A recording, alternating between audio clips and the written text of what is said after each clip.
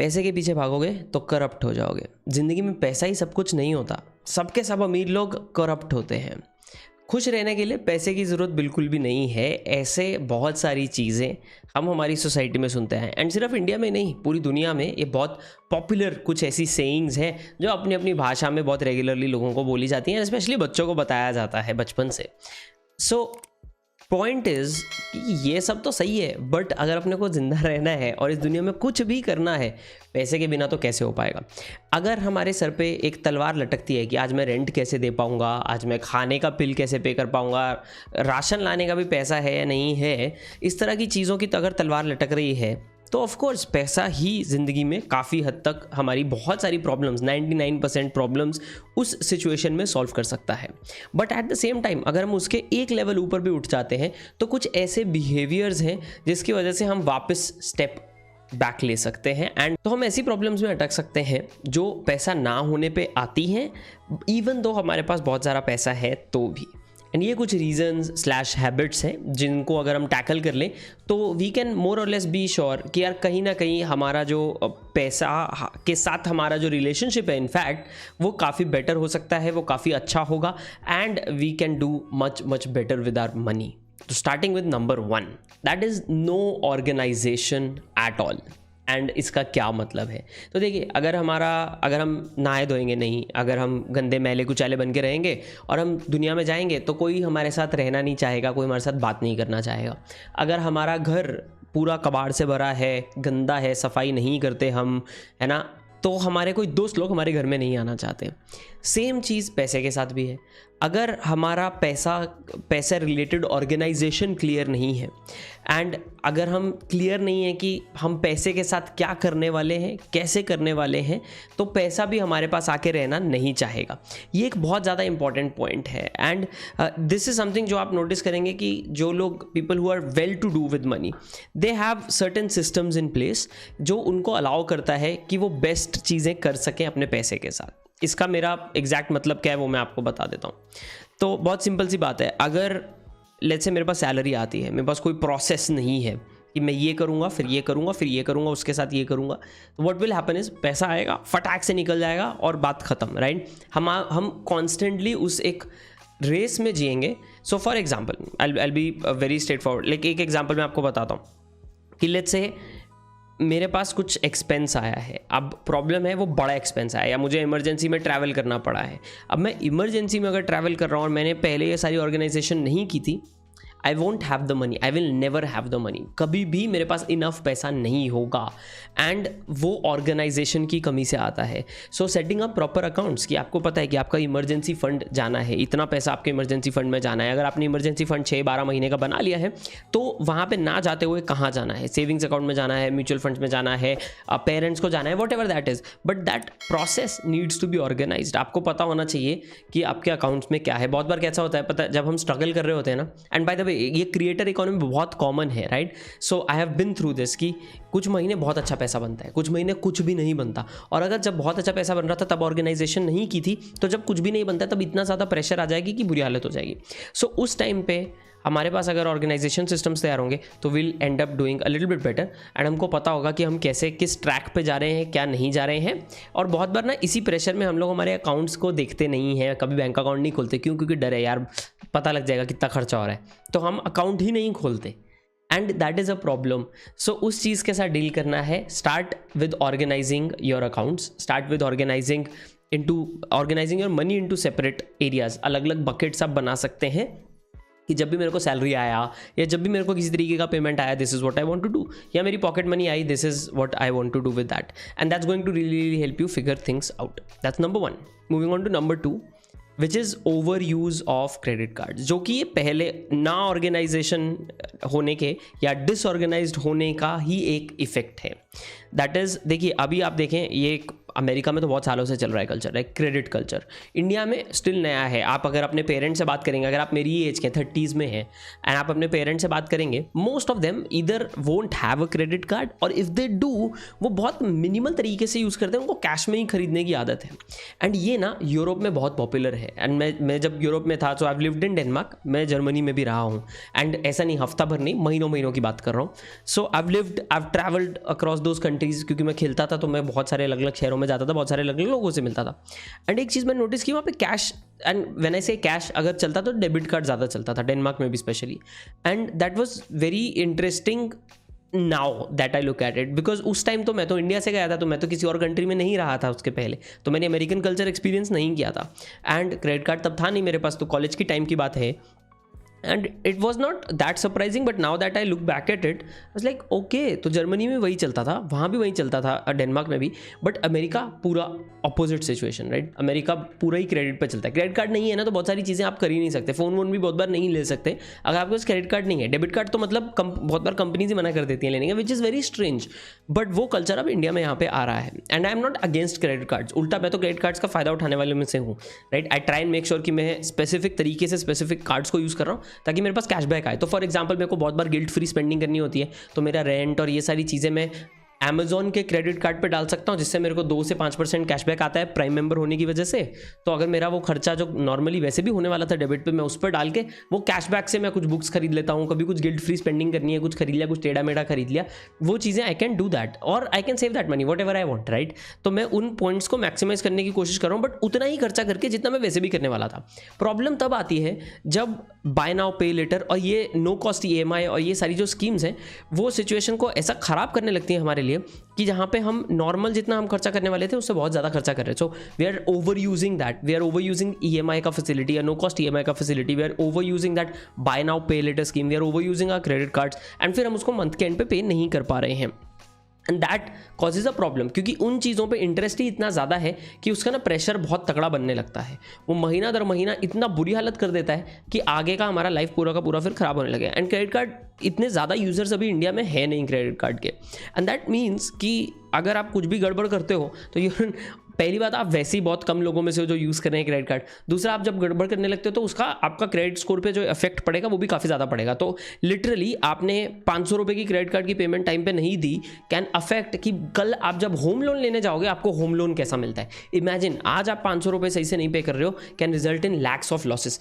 इससे अच्छा to be very honest, credit card को ख़राब तरीके से यूज़ करने से अच्छा क्रेडिट कार्ड रखो ही मत, डेबिट कार्ड ही यूज़ कर लीजिए अगर आप श्योर नहीं है कि आप क्रेडिट कार्ड को सही से मैनेज कर सकते हैं या नहीं, right? Better to do that rather than destroying your credit and paying lakhs because आपने 500 रुपये की पेमेंट टाइम पे नहीं की थी। Number 3 is surprise expenses, and life ऐसी है यार, life is full of surprises. बहुत बार मेरे साथ बहुत बार होता है, जब स्पेशली जब लाइक यूट्यूब पैसा बना रहा है, तो जब यूट्यूब पैसा नहीं बना रहा, मेरा कोई कॉन्ट्रैक्ट कैंसिल हुआ है, उसी के आसपास मेरे को किसी तरीके का इमरजेंसी ट्रैवल भी आ जाता है, उसी के आसपास मेरी गाड़ी की सर्विस भी आ जाती है, उसी के आसपास मेरे को गाड़ी की इंश्योरेंस भी दोबारा करानी पड़ जाती है, उसी के आसपास मेरे को 10 चीज़ें और करानी पड़ जाती हैं। And I am always surprise, like मैं मेरी वाइफ से बात कर रहा था and she pointed this out as well कि जब भी एक्चुअल इनकम कम होती है ना तब झटका लगता है ऐसा। एंड हम लोग वही सोचते हैं यार ऐसा कैसे होता है, बट लाइफ इसी तरीके की है and that is going to happen guys. Surprise expenses आएंगे एंड वो सरप्राइज एक्सपेंसेस बहुत ज़्यादा टाइम ऐसा होगा वो तब आएंगे एंड वो तब ज़्यादा सरप्राइज भी फील होते हैं जब आपका इनकम अफेक्ट हुआ होगा। And the problem is most of these expenses are not surprise. So for example अगर आपके पास गाड़ी है तो आपको पता है कि आपको साल का इंश्योरेंस देना ही देना है, 1 साल का या 2 साल का, जिस भी आप टर्म पे देते हैं। अगर आपके पास हेल्थ इंश्योरेंस है तो आपको पता है हर साल आपको उसका प्रीमियम पे करना ही करना है।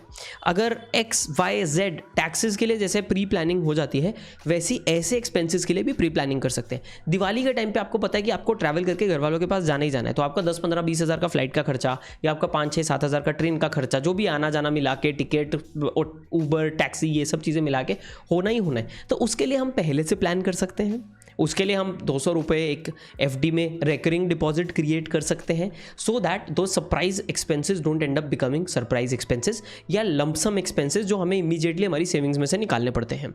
या उसके लिए हम पहले से तैयार होकर रख सकते हैं हमारे इमरजेंसी फंड में। मान लीजिए मैं 6 महीने का इमरजेंसी फंड तैयार कर रहा हूँ, मैं बोलता हूँ मेरी कार पुरानी हो गई है, ऐसा हो सकता है कि मेरा 10-15 हज़ार 20 हज़ार का ना खर्चा आ ही जाएगा साल का, या 10 हज़ार का मेरा सर्विस का खर्चा आ ही जाएगा। अगर मैंने वो नहीं किया तो कार चलाना बहुत महंगा पड़ जाएगा मुझे। So what I can do is I can make sure कि मैं वो 10 हज़ार रुपये एक्स्ट्रा ऐड कर रहा हूँ मेरे इमरजेंसी फंड में, या ऐड कर रहा हूँ मेरे सेविंग्स अकाउंट में किसी ना किसी तरीके से। भले मैं RD कर रहा हूँ, भले मैं लमसम, जब मेरे को बहुत अच्छा पे आउट मिला या कहीं से कुछ बोनस मिल गया, उसका मैं 10 हज़ार रुपये निकाल के इस तरफ अलग से रख रहा हूँ, सो दैट वो surprise expense is not a surprise expense for me any more. More, and this is one of the important things, because इसमें ये फ़ायदा होता है कि इससे ना हमारी इनकम पे ज़्यादा प्रेशर नहीं आता जब वो सरप्राइज एक्सपेंस आता है, एंड दैट मीन्स कि हम कंसिस्टेंटली इन्वेस्ट कर सकते हैं in whatever we are investing. भले ही आप म्यूचुअल फंड्स में इन्वेस्ट करें, भले आपने कुछ कोर्स या कुछ क्लासेस या कोई वर्कशॉप या कुछ ऐसा लगा रखा है जिसमें आप इन्वेस्ट करें, सो वो सारी चीज़ों में बाधाएं नहीं आती है, मेंटल प्रेशर भी वहाँ से आपका कम हो जाता है। जैसे मेंटल प्रेशर कम हुआ, आप अपने करियर में बेटर परफॉर्म कर सकते हैं, right? So that is an important point in my opinion. Moving on to number 4, हमारा लैंग्वेज एंड NLP। आप अगर टोनी रॉबिन्स को नहीं जानते तो आप जरूर चेकआउट करें।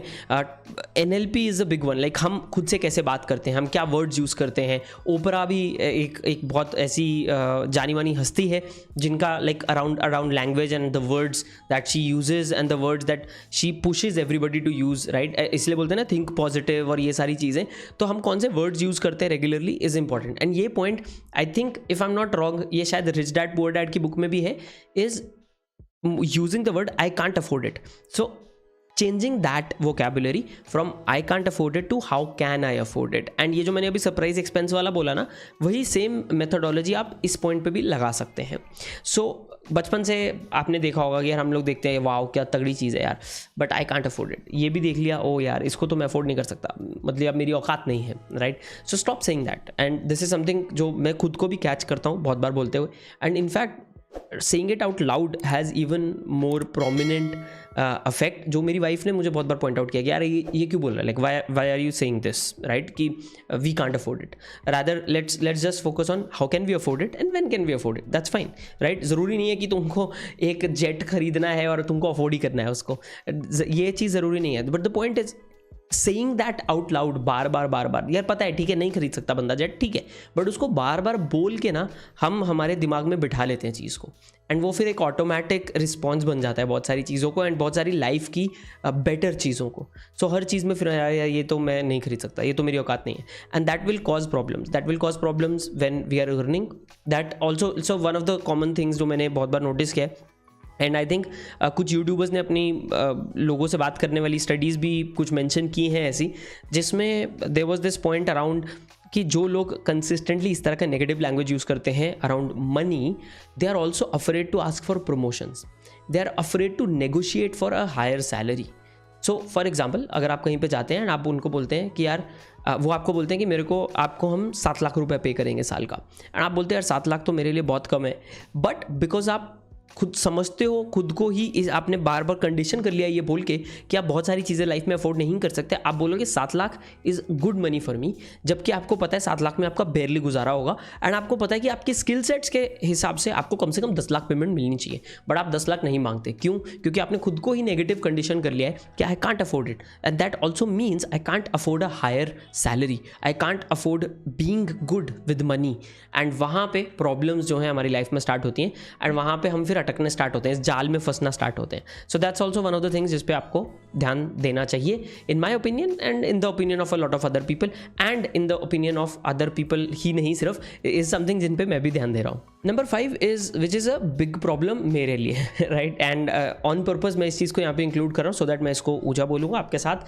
तो it will also allow me to become better at it, which is saying no more often than not, and saying no to opportunities नहीं, करियर में तो जितना ज़्यादा पहले हाँ बोलो, फिर जो चीज़ें अच्छी चल गई हैं उस पर फोकस करो, बाकी चीज़ों को नो बोलना करो, is fine, but saying no to also friends, saying no to social media, saying no to these ads, saying no to buying things जिसकी हमको ज़रूरत नहीं है, बट इन जनरल आप देखें बहुत सारे ऐसे दोस्त होते हैं हर वीकेंड चल भाई दारू पीने चलते हैं, चल भाई पार्टी करने चलते हैं, करो party, not a problem, right? Experience all of those things, but at the same time is it necessary to spend 10,000, 20,000, 5,000, 3,000 जितना भी है हर हफ्ता? इज दैट बेनिफिशियल और is something else beneficial starting में आपके करियर की? आपने रादर देन 4 हफ्ता पार्टी किया, आपने 2 हफ्ता पार्टी किया, या महीने में 1 दिन पार्टी किया, बाकी का दिन आपने लगाया या बाकी के वीकेंड्स आपने लगाए अपने स्किल्स को इंप्रूव करने में, अपने आप को इंप्रूव करने में, प्रोग्रामिंग सीखने में, या इस एनीथिंग टू लर्न एनीथिंग जो भी आपको आपके करियर में हेल्प करने वाला है, you spend some time on those kind of things rather than parting every single weekend. So saying no more often, saying no to things, saying no to also opportunities जो आपको थोड़ा सा ज़्यादा खींचती है। So sometimes saying no to maybe watching YouTube videos और saying no to watching reels, ताकि आप फोकस कर पाएँ अपनी फैमिली पे, आप स्पेंड कर पाएँ टाइम अपनी फैमिली के साथ, अपने गर्लफ्रेंड के साथ, बॉयफ्रेंड के साथ, अपनी बीवी के साथ, हस्बैंड के साथ, whatever that may be, right? So saying no more often, learning to say no.